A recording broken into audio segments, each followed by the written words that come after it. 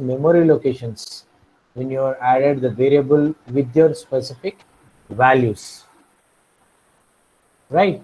This is what we are going to be calling as your arrays. Like that, we call it it's a group of like typed variables. We are going to be referred by a common variable. The common variable we will give with your different values in the consecutive memory locations. Is nothing but we call as your arrays. Yes, some voice is getting in between. Anyone? Meghana, can you mute yourself? Right. Okay. Now the voice is gone.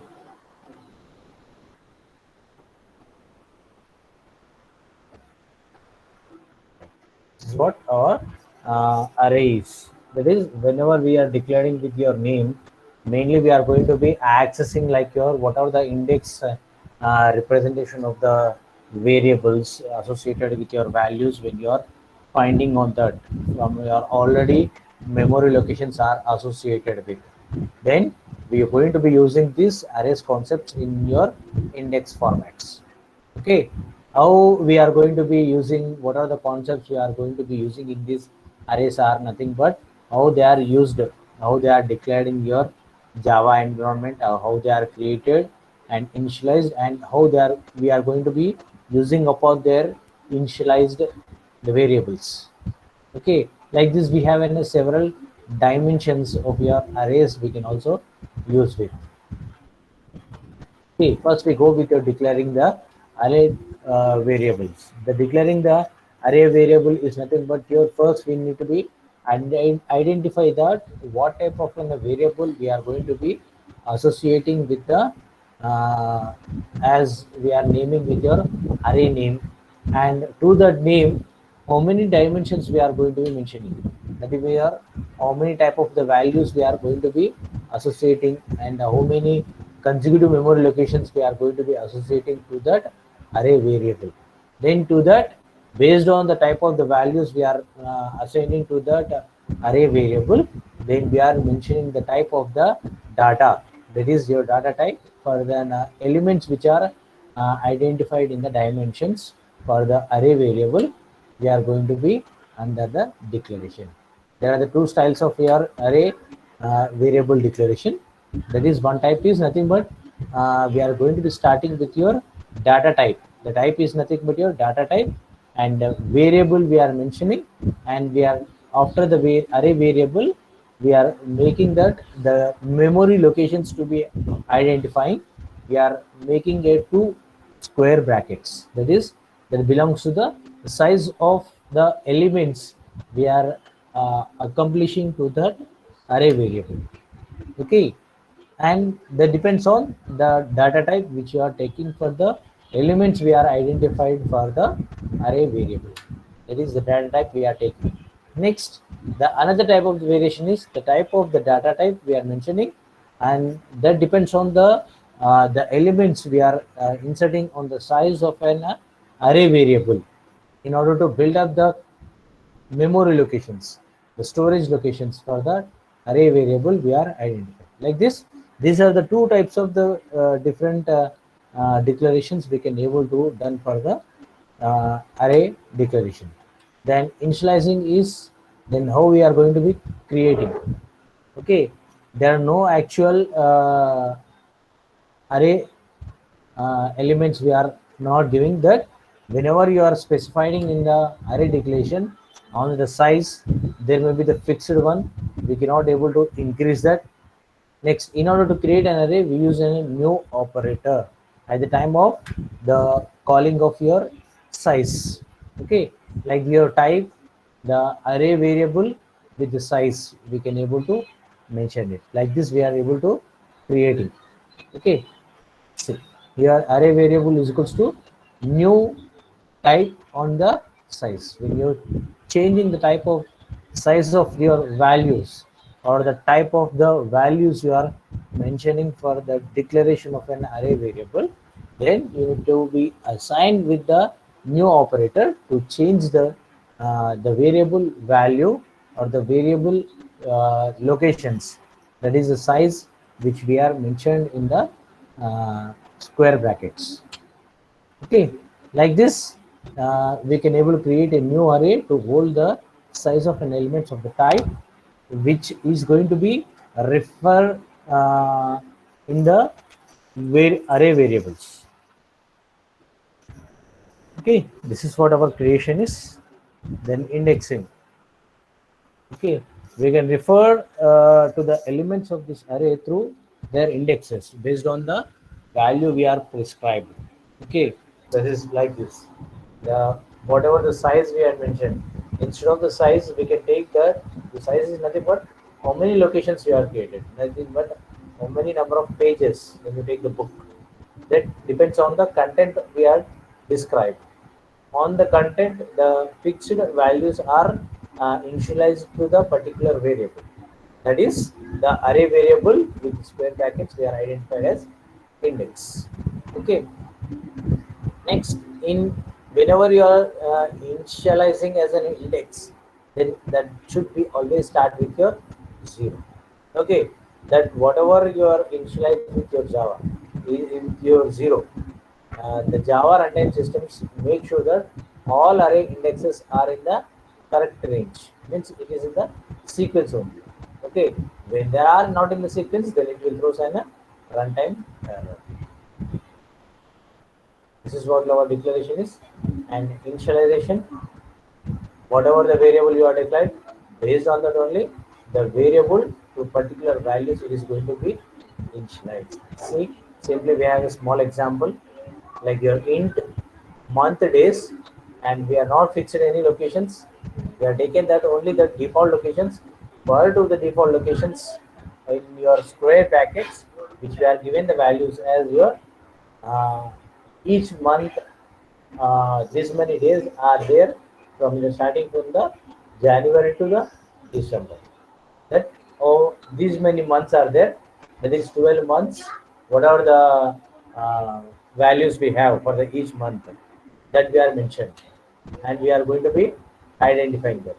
Okay. For the regulation, there is no need to use as your new operator. Okay, and the array is created large enough to hold an all specified elements. Okay, like this one of the way of your initializing the array variable to the consecutive memory locations. Okay, like this you can mention that array initialization. This we also call as your single dimensional. Okay, only one dimension, one square bracket we are given here. For one square brackets, we can assume that it is in your single dimensionals. We are mentioned that multiple consecutive elements, memory locations we are identified. Okay, this is what your array initialization in the single dimension. When you come to the multi-dimensional array, we are multi-dimensional means nothing but your whatever the single dimension arrays, on that arrays, if you are creating another arrays, the arrays of arrays, then it comes under multiple dimensions. See, int array with your two square bracket at your two memory locations whenever you are assigned, then these two memory locations we call it as your multi-dimensional arrays. Clear? Like this. So creating int array is equals to whenever your new type you are initializing, then you can take with your int array is equals to new int of the one consecutive memory location we are taking with your two locations with your as we call as your row and three as your columns as a similar like your matrix environment.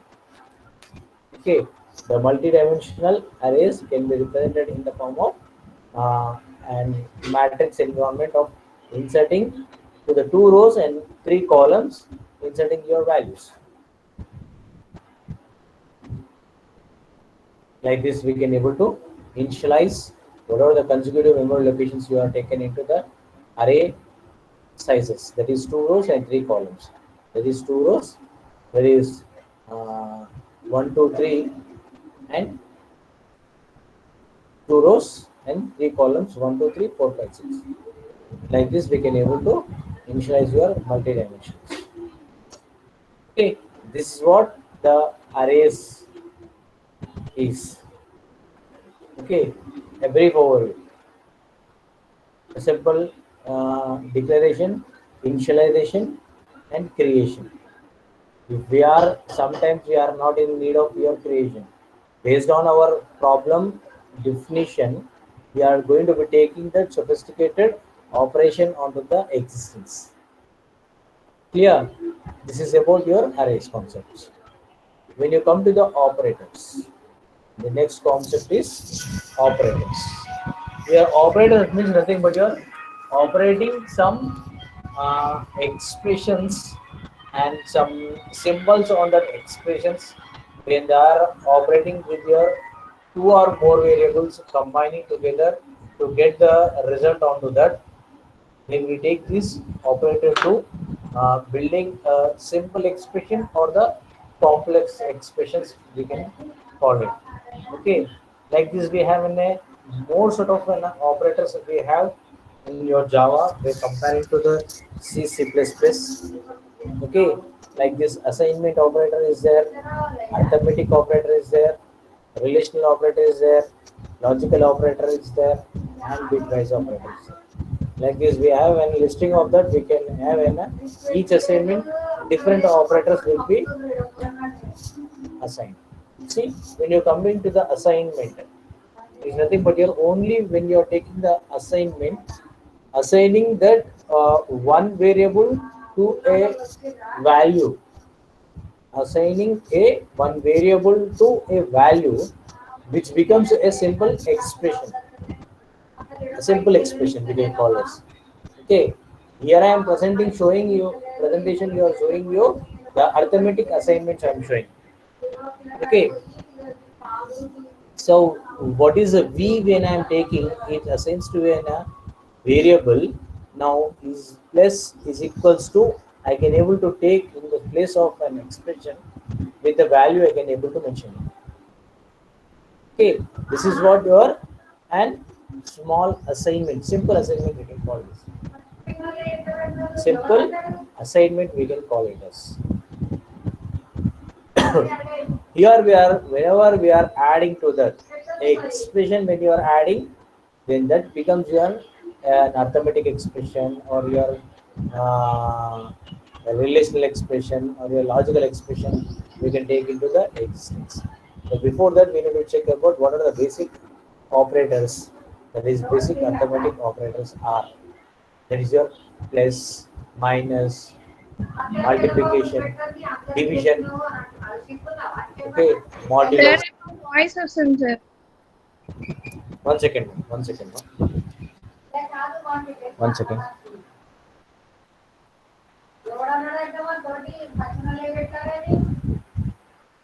Uh,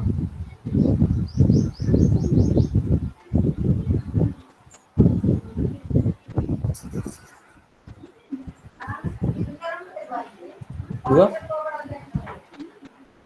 అక్కడ Still it is పోయి coming. మాట్లాడమంటారా mummy అక్కడ వెళ్ళి మాట్లాడమంటారా అమ్మని అక్కడ కూర్చొని మాట్లాడమా డోరీ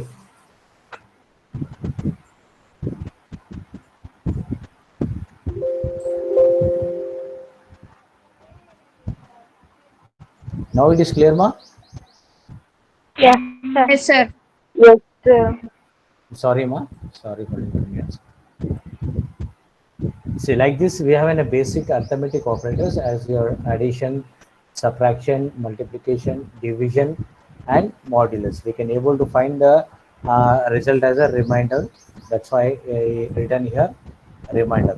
Okay, the operand one. This op1 is nothing but your operand one and combined with an addition operator with operand two. Then we get the result as addition. Like this, the addition, subtraction, multiplication, and dividends, modulus. Like based on these operands, these arithmetic assignments are going to be evaluated. Okay, now whatever these expression will be combined of, what is the xp expr I mentioned here. It comes under the operand is combined with another operand, which is taking some operator, like you can call as your addition, like you can call as subtraction or the division or the modules. When you add this expression, when you are making some arithmetic assignment, then the expression will be now evaluated in some complex manner to get understand. Okay, like this v plus is equals to, the plus is equals to is nothing but your addition assignment, minus is equals to we can call as subtraction assignment, multiplication assignment, and division assignment, and modulus assignment. Like this, the arithmetic assignments are going to be evaluated like this, and their expressions are evaluated like this. Okay, this you can see the table form. This is what our two operators are. Next, coming to the relational operator. Here, whenever you are assigning some variable to the value, that comes under your assignment operator. When you are taking the double is equals to between your operand 1 and operand 2, is nothing but we are checking with the comparison between two operators, that is equals to. Here we can write any type of your data you can apply to this and make a comparison. When they are not equals to one operand 1 and operand 2, when it is both are not equally, their values are responding, then we can take with your not equals to, and checking the comparison, that is the value of operand 1 and operand 2 is greater than or less than, based on the numerical value to the variable or operand we are taken. Based on the numerical type, we can be able to identify that the greater than or less than, or combination greater than or equals to or less than or equals to. This comes under your relational operators. Logical operators. Logically, and it is basically focusing on and operators, that is showing the Boolean values, the binary values, that is zeros and ones.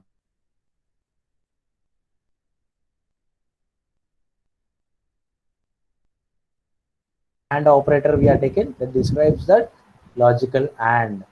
The slash we are taken between operand 1 and operand 2 will comes under logical or. If your two and operators combined you are taken, that is your shift circuit and operator. Two slashes we are taking, the shift circuit or operator we are taking. Okay, and logically not and this operand belongs to, then we are going to be an exclamatory mark.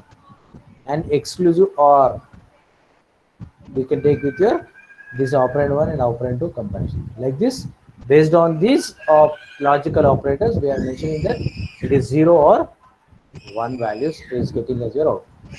Similarly, bitwise operators, that is negation the value, when you negation the value of an operand, you are mentioning that if it is 0, we need to get as an output as 1. If it is 1, we need to get as 0. Like this type of first one is nothing but we call an invert operator we are taking for the specific operand.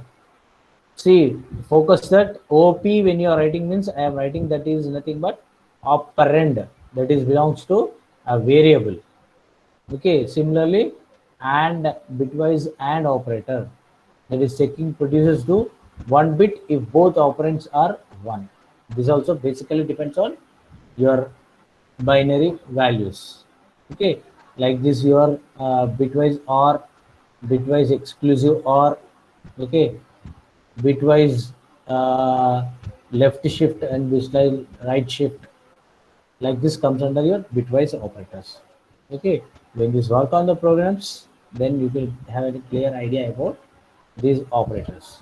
Okay, this is all about your expression operators.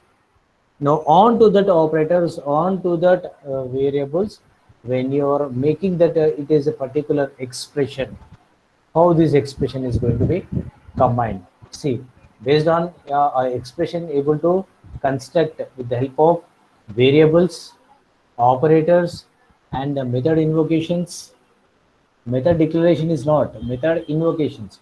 The utilization of the method usage. Like this, you are creating the new object. That is also will comes under an expression. Okay, that is according to the syntax of the particular language, we can able to evaluate the getting the sophisticated result as your final outcome from these expressions. Okay, like this int number is equals to 0. Now this is a one expression. An array of 0 location is equals to 100 is one of an expression. Like the system dot out dot println, printing some statement and calling that result.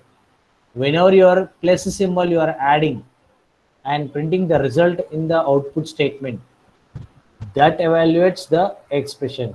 Not printing the simple statement is not an expression. When it is taking some result from the previous statement, some result is invoking, then that's a system dot out dot println will comes under expression. Okay, and int result is equals to 1 plus 2. That shows a result 3. That's why this int result is equals to 1 plus 2 is nothing but one type of an expression. And to the system dot out dot println, when you're checking with some comparison between one value with the another value, means nothing but some operator you are using in between two variables or the values, then thus will come under the expressions. Okay, this is what that expression number is equals to a value. When you are mentioning that, it's going to be returning some the type of the value when you are mentioning to the particular variable, then that data type will be taking that variable as an operand. In such cases, we are calling that the number is equals to 0 is also an expression. Okay, next about your control statements. Your control statements are nothing but your whenever your some similar like your exceptions, whenever there are exceptions arises, whenever to stop that procedure under some conditions, whenever some branches are required for your running your programs, then we are going to be using these control statements as a decision making statements, and we can say that the advancedly we are writing that some procedures to make our instructions to flow in the particular manner without changing the state, without changing the behavior of the instructions execution in the control flow, in the sequence of their instructions are executed. At the time we are going to be calling these control statements. These control statements again we are broadly divided into three groups, that is selection statements, iteration statements, and jumping statements. Now selection statements are basically depends on the conditions which you are mentioned, which we have a syntaxes like if else, and if else if ladder, switch case, like these types of your selection on the particular statements to print, and remaining statements to skip on to the sequence of the instructions. Then this depends on the decision of the condition which we are mentioned, means choosing that particular part in the description and executing that statements and give the sophisticated result as your outcome. Okay, and similarly iteration is also some part of your decision making statements to be printing as your output, but the condition of the loop is somewhat different when comparing to selection statements. Here condition is nothing but we can reduce the complexity from the selection statements to the iteration statements, that we are called as using the while loop, do while loop, and for loop. That is, instead of writing the statements number of times in your condition selection statement, we will write the statements number of times we are going to be writing. If else if ladder, nested if, when you are taking, the program will become lengthy in the process. In order to reduce that, we can take with the iteration statements, that is repeating the statements in the looping conditions. In one loop we are writing print the statement multiple times. Okay, nothing but your the condition will repeat multiple times until the condition is satisfied. The single statement will be going to be printing number of times. That is your iteration statements. Simply next is your jump statements, like your stopping the procedure in one fashion. When you are executing, will stop the procedure to at this stage and skipping some statements and breaking some statements.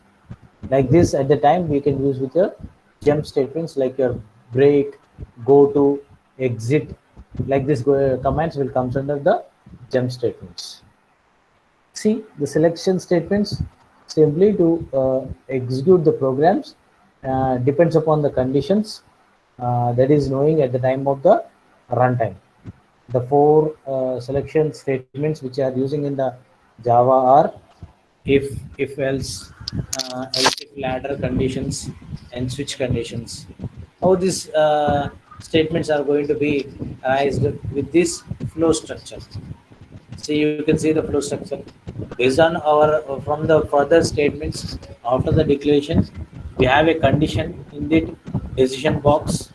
If the decision box is satisfied with a particular statement which are mentioned after the condition, which we are writing, the if condition is true, the according to the condition we are mentioned, the logic we are mentioned in place of the decision box, then it is satisfied, the true value, the conditional code will be executed and stop the procedure. If it is not satisfied, then it is going to the false condition. Again, the condition will be stop the procedure. Like this, again the condition is satisfied. If it is false, going on loop will be multiple statements will be printing. This is for the simple if condition. If else means nothing but the condition is going to be checking with the two different positions from you are getting from the conditional decision box. Then it is checked with the true values or the false values. If else if means nothing but the loop is again printing to the condition which you are mentioned, or multiple conditions we are checking with. Within if another if also we are writing when you comes under the nested if. Like this, the switch also the same flow structure it is going to be following to printing statements. The based on these procedures of the condition selection statements, we have an we'll discuss the programs. Okay, similar like your iteration statements, that is repeatedly executing the part of the program until the termination is becomes the true. That is, whenever the condition is going to be checking with that. First, some statements it will print, then it will check the conditions in the time of do while. At the while condition, it will check the condition and execute the statements, then it will stop the procedure. Similarly, for loop, in one time it will check in one syntax. This one line syntax will be there. In one line syntax, it is checking the thousands of the instructions. It will execute in one place until the condition satisfies the true. Okay, this is what our iteration statements. Briefly, we'll see with the programming concept. Okay, see simply jump statements. Flow control, when you want to jump or stop or move to the particular location, we use this type of your jumping statement, like your break, continue, return, or your exit. Like this, some more commands are there. Your jump instructions.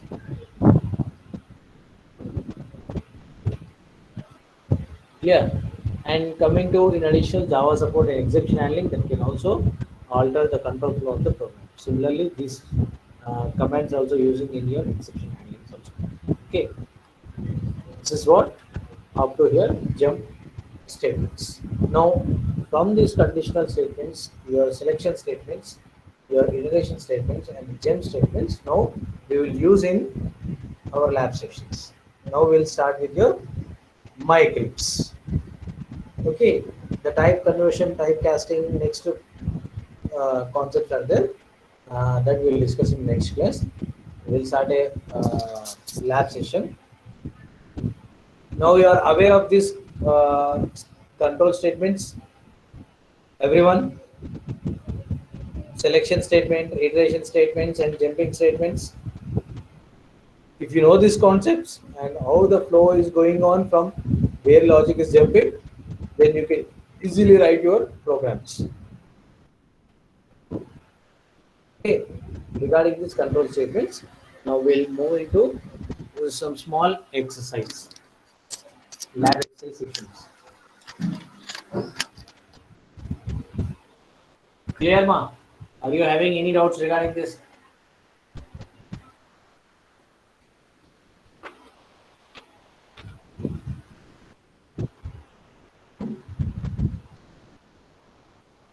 Yes, ma. Can anyone respond? Is it clear? Yes, sir. It's clear, sir.